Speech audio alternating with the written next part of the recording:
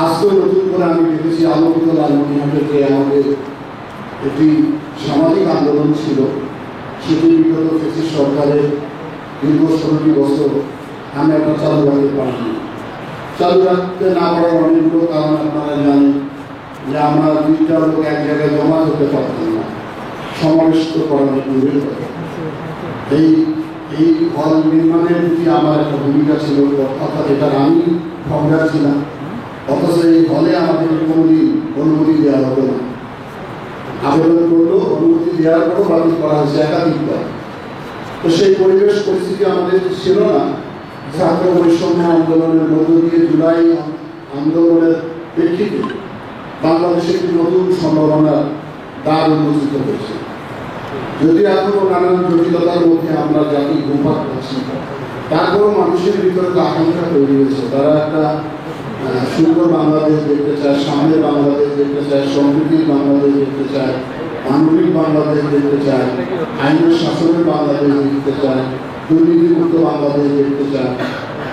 সেটা করার ক্ষেত্রে হয়তো জাতীয় ক্ষেত্রে যদি আমাদের কোনো সময় আমার ভূমিকা থেকে সেটা হয়তো আমি করবো, কিন্তু আমি চাই আমার জন্মস্থান, আমার সেই শৈশব কৈশোর যৌবনের দিনগুলো এই লালমনিরহাটের আলো বাতাসে আমি বড় হয়েছি।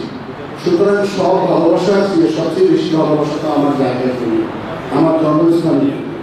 সবচেয়ে বেশি টান থাকবে আমার লালমনিরহাটের জন্য, সবচেয়ে বেশি দুর্বলতা থাকবে আমার লালমনিরহাটের জন্য। এখানকার মানুষ যদি ভালো থাকে, এখানকার মানুষের যদি আমরা উন্নয়ন দিতে পারি, সেটাই আমার রাজনীতির বড় সার্থকতা হিসেবে দেখি। এক্সট্রিম মশার কয়েল প্ল্যান্ট ফাইবার দিয়ে তৈরি, তাই সহজে ভাঙে না, সুগন্ধিযুক্ত ও নিরবিচ্ছিন্নভাবে চলে। ডেঙ্গু, চিকুনগুনিয়া বাহি সহ যে কোনো মশার বিরুদ্ধে দেয় এক্সট্রিম সুরক্ষা। সে কারণে সব মানুষেরই দুর্বলতা বাড়ির প্রতি, পরিবারের প্রতি থাকে।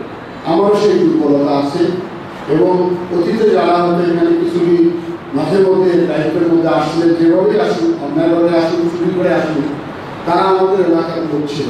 যার কারণে তাদের ভালোবাসাটা আমাদের জেলার প্রতি কতটুকু ছিল সেটা 16 বছর দেখলে বোঝা যায়, যে তারা আমাদের জেলাকে একটি সঠিক জায়গায় নেতৃত্ব দিয়ে দিতে পারে।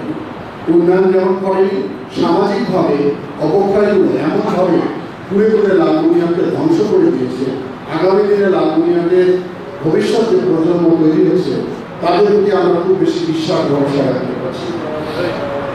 সেই কারণে এই সামাজিক আন্দোলনটার মধ্যে আমাদের কতগুলো গুরুত্বপূর্ণ আন্দোলন ছিল। তার মধ্যে অন্যতম ছিল মাদক, বাল্য বিবাহ, তারপরে ছিল জুয়া, নানান বিষয়ে তেরোটি সামাজিক অপরাধের বিরুদ্ধে আমরা আন্দোলন করেছিলাম।